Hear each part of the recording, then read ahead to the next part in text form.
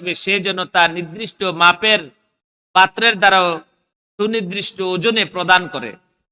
ঠিক আছে, আপনার নিজে একটা আন্দাজ করে, হ্যাঁ, নিজে একটা আন্দাজ করে দিতে রাসূল সাল্লাল্লাহু আলাইহি ওয়াসাল্লাম নিষেধ করছে। যেমন আপনি কাউকে চাল দিবেন, যদি আপনার কাছে যদি বাটখারা না থাকে, ওজন করার মতো কিছু না থাকে, আপনি কি করলেন, একটা পাত্র দিয়ে, একটা বল দিয়ে, একটা প্লাস্টিকের একটা পাত্র দিয়ে আপনি পরিপূর্ণ করে একটা মাপ দিয়ে আপনি তাকে দিলেন, তখন সে কি করলো, আপনাকে আবার এটা পরিশোধ করবো ওইভাবেই। ঠিক আছে, আন্দাজ করে আপনি কতগুলো এইভাবে ইয়া করে হাত দিয়ে দিয়ে দিলেন, কিন্তু ওজন করলেন না। পরবর্তীতে যখন আপনাকে এটা পরিশোধ করলো, পরিশোধ করার পরে আপনার ভিতরে একটা ওয়াসওয়াসা সৃষ্টি হইলো যে আমি তো এত কম দেই নাই, এই যে আমারে কম দিল, একটা সন্দেহ সৃষ্টি হবে না, একটা মনোমালিন্য সৃষ্টি হবে না? এজন্য এইটা করতে আল্লাহ রাসূল সাল্লাল্লাহু আলাইহি সাল্লাম নিষেধ করছে। বলছে পরিমিত ভাবে আপনার বাটখারা দিয়ে ওজন করে, পাল্লা দিয়ে ওজন করে, অথবা আপনার এমন কোন পাত্র দিয়ে আপনি পরিশোধ করবেন, দিবেন, যেটা দিয়ে সে আবার দিতে পারে, আপনাকে পরিশোধ করতে পারে। এইভাবে আপনার পুকুরের, আপনি পুকুর কিনেছেন, পানির নিচে মাছ, এখন আপনি কি করছেন, ৩,০০০ টাকা দিয়ে ৫,০০০ টাকা দিয়ে একটা পুকুর কিনছেন, কিনার পরে দেখা গেল পানি যখন সিঞ্চন করে ফেলে দিচ্ছেন, ফেলে দেওয়ার পরে দেখা গেল ২,০০০ টাকার মাছ পাওয়া গেছে, তখন আপনি কি করবেন? আপনার আফসোস লাগবে না? এগুলা জায়েজ নাই। ওইভাবে পুকুর কেউ কিনবেন না। ঠিক আছে, এভাবে পুকুর কিনা জায়েজ নেই। আর যিনি বিক্রি করবেন তারও এইভাবে বিক্রি করা উচিত না। তার উচিত হলো সমস্ত পানি ফেলে দিয়ে তারপরে মাছ বিভিন্ন পাত্রের মধ্যে রেখে ওজন করে তারপরে দেওয়া, এইভাবে দেওয়ার নিয়ম। কয়েকদিন আগে আমাদের এখানে আপনার ওই পুকুর একজনে কিনছে, কিনার পরে আপনার পানি যখন ফেলে দিল, ফেলে দেওয়ার পরে দেখা গেল যে ৫,০০০ টাকা দিয়ে পুকুর কিনছে, মাছ পাইছে আপনার ১৫,০০০ টাকার।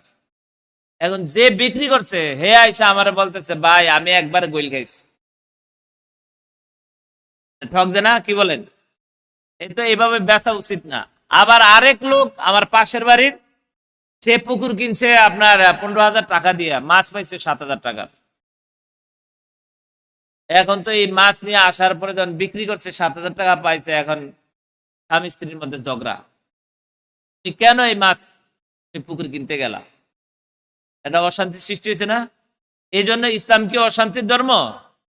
শান্তির ধর্ম ইসলাম। বলি আলহামদুলিল্লাহ।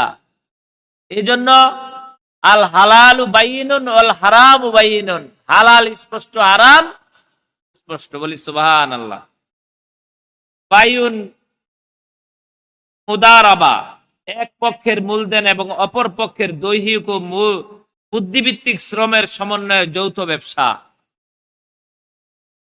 আপনার মূলধন আর আমি আপনার ব্যবসা পরিচালনা করছি, জায়েজ কিনা বলেন? অবশ্যই জায়েজ। আমি আপনার ব্যবসা পরিচালনা করছি, মূলধন আপনার, আপনি মান্থলি আমাকে একটা বেতন ধার্য করে আপনি প্রতি মাসে মাসে আমাকে বেতন দিচ্ছেন, আর আমি আপনার ব্যবসা পরিচালনা করছি। সুন্দর কিনা? সম্মানিত উপস্থিতি, এই পদ্ধতিতে লভ্যাংশ তাদের মাঝে চুক্তি হারে বন্টিত হবে।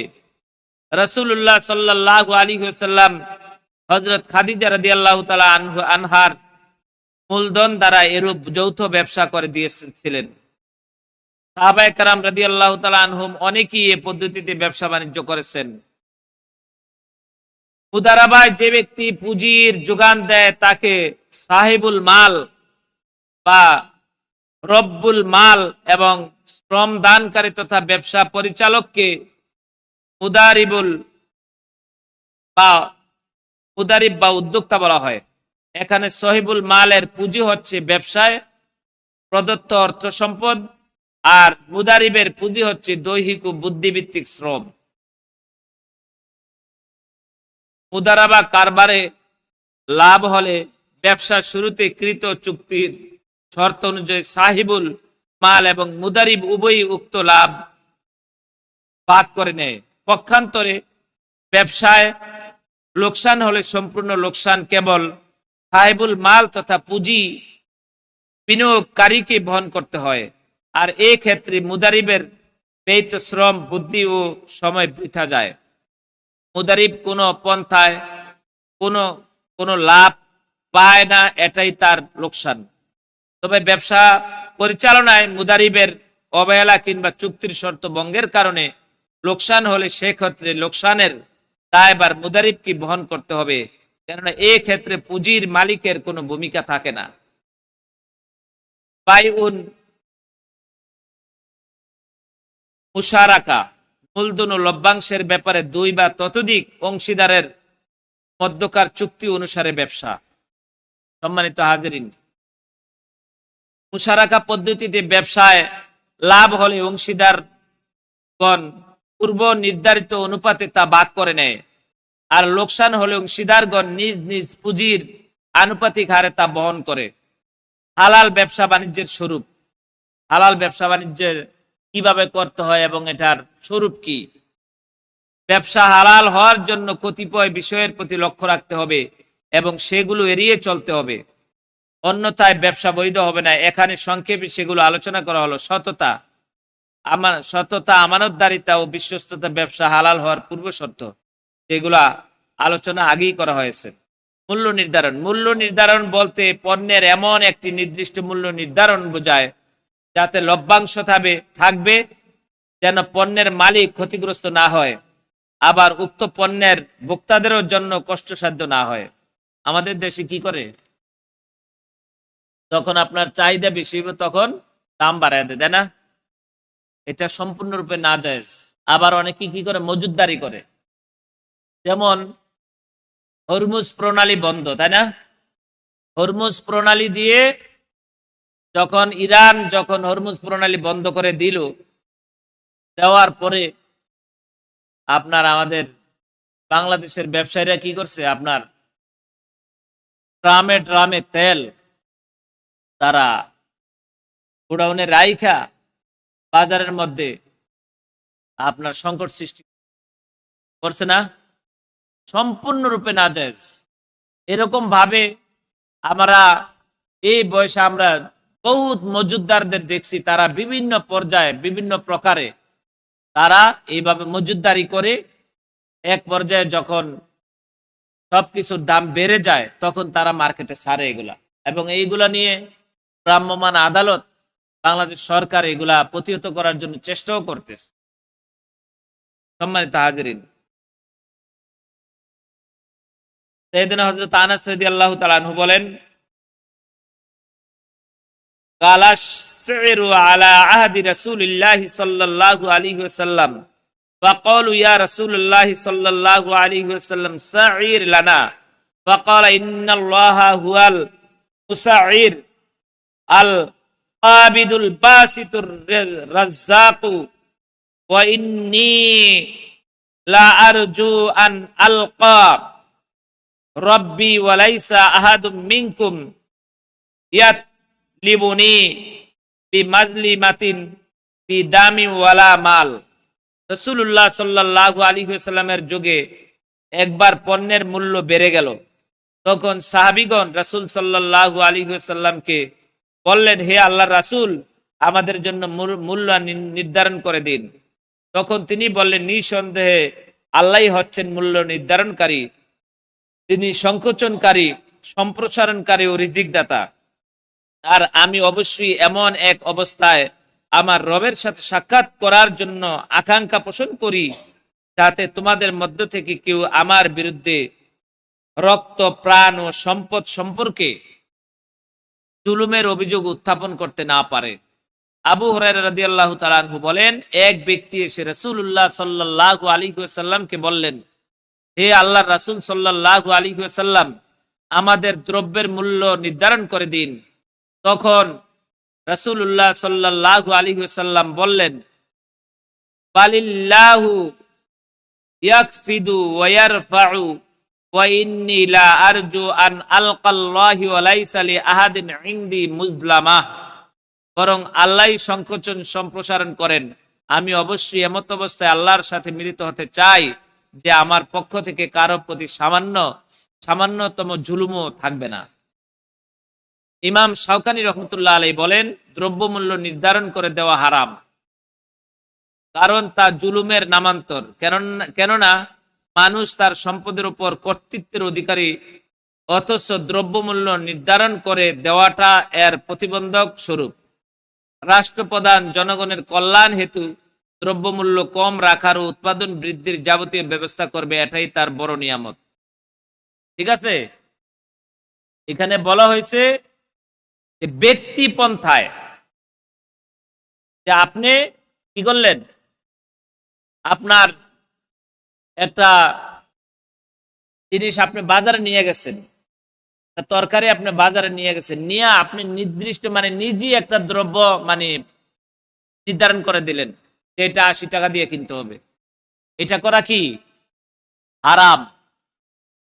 রাসূলুল্লাহ সাল্লাল্লাহু আলাইহি ওয়াসাল্লাম বলেছেন, সরকার দ্রব্যমূল্য নির্ধারণ করবে। কে? সরকার দ্রব্যমূল্য নির্ধারণ করবে, কিন্তু আপনি নিজে এককভাবে কোন দ্রব্যমূল্য নির্ধারণ করতে পারবেন না। এই নির্ধারণ করাটা সম্পূর্ণরূপে হারাম হবে। এজন্য রাসূলুল্লাহ সাল্লাল্লাহু আলাইহি ওয়াসাল্লাম দ্রব্যমূল্য নির্ধারণ করে দেননি এককভাবে। তিনি বলেছেন যে এটা রাষ্ট্রের কাজ, রাষ্ট্রীয় পর্যায়ে দ্রব্যমূল্য নির্ধারিত হবে। লাভের পরিমাণ, কোন পণ্যে কত লাভ করা যাবে এরূপ কোন নির্দেশনা কোরআন হাদিসে পাওয়া যায় না। আবার সকল পণ্যে একরকম লাভ করা যাবে না এরূপ কোন নিষেধাজ্ঞা নেই। আসলে শরীয়তে বিষয়টিকে উন্মুক্ত রাখা হয়েছে, কারণ লাভ নির্ণয়ের বিষয়টি নির্ভর করে স্থান, কাল, পাত্রভেদে, পরিস্থিতি, পরিবেশের উপর। তবে লাভের সর্বোচ্চ সর্বনিম্ন সীমা সম্পর্কে একটা ধারণা আমরা হাদিস শরীফ থেকে লাভ করতে পারি। উরওয়া ইবনু আবিল জাদ আল বারিক রাদিয়াল্লাহু তাআলা আনহু থেকে বর্ণিত, তিনি বলেন, আরাদ আলিন নবী সাল্লাল্লাহু আলাইহি ওয়াসাল্লাম জালাবুন ফাআতানি দিনারান ওয়া ক্বালা আয় উরওয়াতু জালাবা ফাশতারা লানা শাকান ফাউতিতুল জালাবা ফাসাওয়ামতু সাহিবাহু ফাশতারাইতু মিনহু শাতাইনি বিদিনারিন ফাজিতু উসুহুমা আও ক্বালা আও উকুদুহুমা ফালা ইয়াকিয়ানি ফালাকিয়ানি রাজুলুন ফাসাওয়ামানি ফাআবিউহু শাতুন দিনারিন ফাজিতু বিদ্দিনারি ওয়া জিতুহু বিশাতি ফাকুলতু ইয়া রাসূলুল্লাহ সাল্লাল্লাহু আলাইহি ওয়াসাল্লাম হাযা দিনারুকুম ওয়া হাযিহি শাতুকুম ক্বালা ওয়া সানা'তা কাইফা ক্বালা হাদাসতুহুল হাদিসু ফাকালা আল্লাহুম্মা বারিক লাহু ফি সাফকাতিন ইয়ামিনিহি। নবী করিম সাল্লাল্লাহু আলাইহি ওয়াসাল্লামের নিকট পশুর একটি চালানের সংবাদ আসলো। তিনি আমাকে একটি দিনার দিয়ে বললেন, উরওয়া, তুমি চালানটির নিকট যাও এবং আমাদের জন্য একটি বকরি ক্রয় করে নিয়ে আসো। তখন আমি চালানটির কাছে গেলাম এবং চালানের মালিকের সাথে দরদাম করে 1 দিনার দিয়ে 2টি বকরি ক্রয় করলাম। বকরি 2টি নিয়ে আসার পথে এক লোকের সাথে দেখা হয়।